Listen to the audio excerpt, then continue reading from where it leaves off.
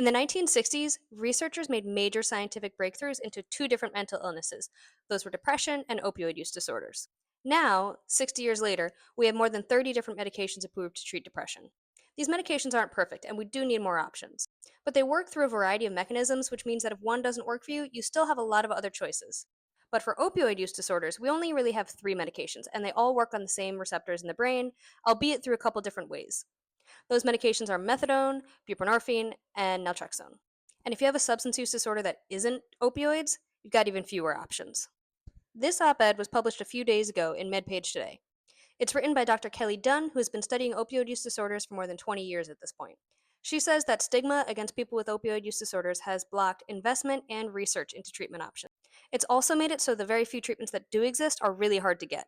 We can do better, she writes. We know that because the field of depression has provided us with a roadmap.